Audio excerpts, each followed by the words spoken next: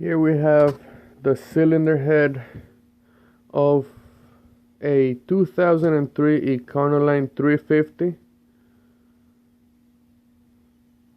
It had a very bent intake valve on cylinder number 4.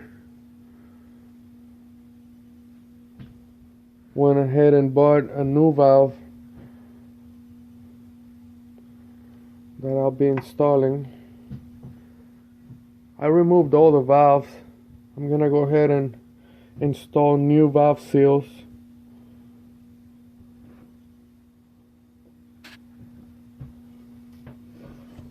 I did a test on this head with water.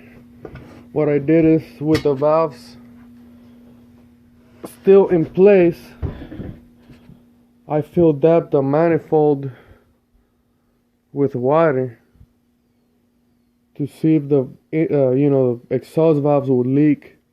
And on this particular head, 3 exhaust valves were leaking and 2 intake valves, besides the one that was bent, so it would have been 3.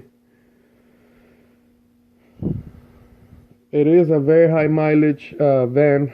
It's like I said, an 03. It's got 200,000 miles. It's too dark outside to see it.